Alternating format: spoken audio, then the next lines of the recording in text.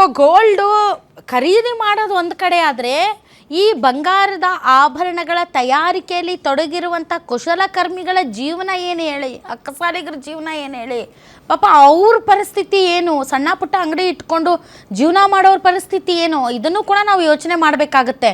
ಹಾಗಂತ ಈಗ ಇದು ಹೆಂಗೆ ಅಂದರೆ ಅತ್ತದರಿ ಇತ್ತಪುರಿ, ಎದನ್ನು ನೋಡೋಣ ಎದನ್ನು ಬಿಡೋಣ ಅನ್ನೋ ಪರಿಸ್ಥಿತಿ ನಿರ್ಮಾಣ ಆಗಿದೆ. ಆರ್ಥಿಕ ತಜ್ಞರು ಕೇಶವ್ ಅವರು ಕೂಡ ಜಾಯ್ನ್ ಆಗಿದ್ದಾರೆ. ಸರ್, ತಮಗೂ ಕೂಡ ಸ್ವಾಗತ.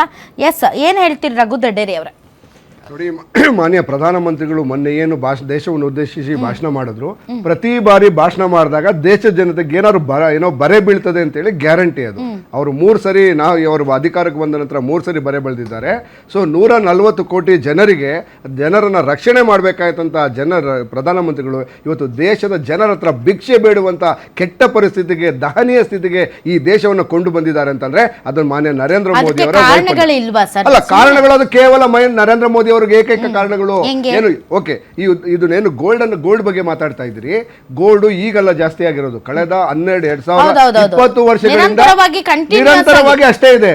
ಬಟ್ ನಿರಂತರವಾಗಿ 2017ರಲ್ಲಿ 879 ಇದಿತ್ತು ಟನ್ನನ್ನು ಇಂಪೋರ್ಟ್ ಮಾಡ್ತಾ ಇದ್ವಿ. ಅಂದರೆ ನಾವು ಇಂಪೋರ್ಟ್ ಮಾಡುವುದರಲ್ಲಿ ಕಮ್ಮಿ ಆಗಿದೆ, ಅದು ಜಾಸ್ತಿ ಆಗಿಲ್ಲ. ಅಂದರೆ ಗೋಲ್ಡಿನ ನಮ್ಮ ಇಂಪೋರ್ಟ್ ಪ್ರಮಾಣ ಈಗ ಕಮ್ಮಿ ಆಗಿದೆ ಅಥವಾ ಜಾಸ್ತಿ ಆಗಿದೆ ಅಂತಲ್ಲ, ಅದು ಸುಮಾರು ಕಳೆದ 20 ವರ್ಷಗಳಿಂದ ಅಥವಾ ಕಂಟಿನ್ಯೂಸ್ ಆಗಿ ಬರ್ತಾನೆ ಇಂಪೋರ್ಟ್ ಆಗ್ತಾನೆ ಇದೆ. ಆದರೆ ನಿಜವಾಗ್ಲೂ ಈಗ ನಾವು ಯಾಕೆ ಸಂಕಷ್ಟದಲ್ಲಿದ್ದೀವಿ ಅಂತಂದರೆ ನಮ್ಮ ಡಾಲರ್ ಬೆಲೆ ಏನಿದೆ, ಡಾಲರ್ ಬೆಲೆ ಜಾಸ್ತಿ ಆಗಿರೋದೇ ಇದಕ್ಕೆ ಮೂಲ ಕಾರಣ. ಆ ಡಾಲರ್ ಬೆಲೆನ ಕಂಟ್ರೋಲ್ ಮಾಡಬೇಕಾಗಿದ್ದರು ಯಾರು? ಮಾನ್ಯ ಪ್ರಧಾನಮಂತ್ರಿಗಳು. ಚುನಾವಣೆಗೆ ಮೊದಲು ಹೇಳ್ತಾ ಇದ್ರು $1 ಬೆಲೆಗೆ $1 $15 ಕೊಡ್ತೀವಿ ಅಂತಂದವ್ರು ಎಲ್ಲೋಗಿದ್ದೀರಾ ನೀವು? ಇವತ್ತು ನಾವು ಡಾಲರ್ ಬೆಲೆ ಏನಾದ್ರು ನೀವು ಕಂಟ್ರೋಲ್ ಅಲ್ಲಿ ಇಟ್ಟಿದ್ರೆ ಇವತ್ತು ದೇಶದ ಪರಿಸ್ಥಿತಿ ಕೆಟ್ಟ ಪರಿಸ್ಥಿತಿ ಬರ್ತಿರ್ಲಿಲ್ಲ. ಯಾಕೆ ಡಾಲರ್ ಹೇಳ್ತೀನಿ ನಿಮ್ಗೆ ಒಂದು ಮಾತು ಕೇಳ್ತೀನಿ.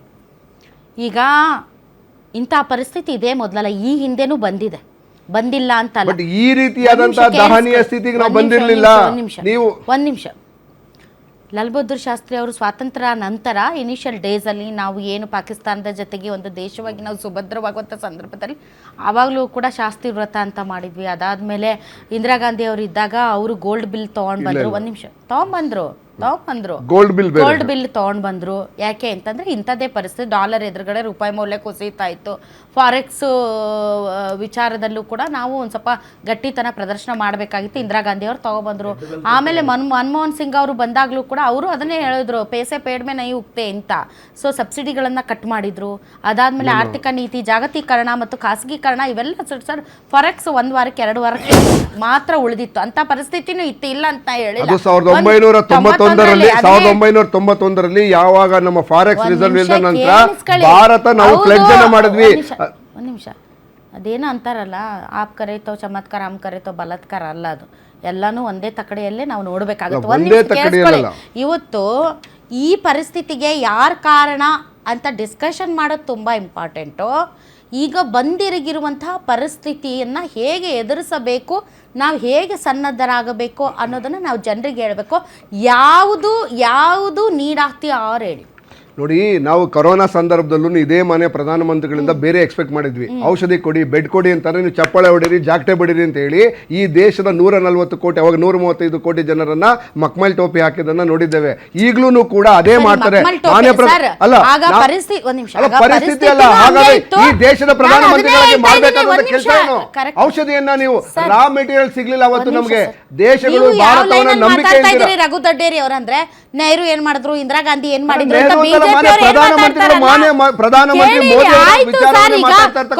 ಒಂದ್ ನಿಮಿಷ, ಕೊರೋನಾವನ್ನ ಎಷ್ಟು ಎಫೆಕ್ಟಿವ್ ಆಗಿ ನಿಭಾಯಿಸಿದ್ರು ಅನ್ನೋದು ಒಂದು ಡಿಸ್ಕಷನ್. ನಾನು ಇಲ್ಲ ಅಂತ ನಾನು ಹೇಳಿಲ್ಲ.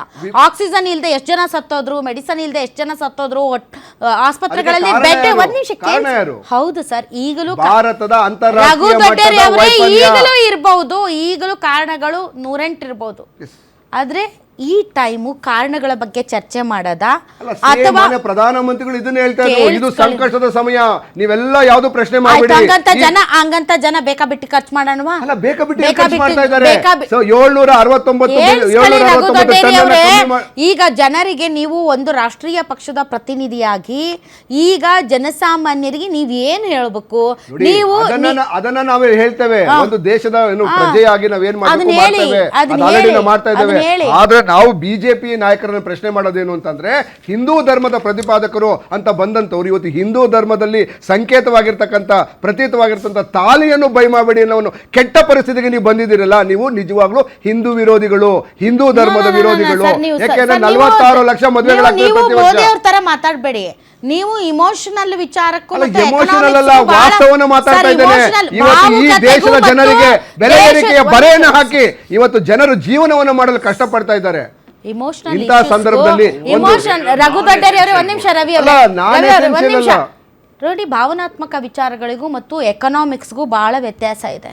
ಇವತ್ತು ಫಾರೆಕ್ಸ್ ಕರಗ್ತಾ ಇದೆ ಅನ್ನೋದು ನೀವು ಎಷ್ಟು ಮುಚ್ಚಿಟ್ರು ಕೂಡ ಮುಚ್ಚಿಡಕ್ಕಾಗಿಲ್ಲ. ಕೇಳಿಸ್ಕೊಳ್ಳಿ, ನಿಮ್ಮ ಫೇವರೇ ಮಾತಾಡ್ತಾ ಇದ್ದೀನಿ.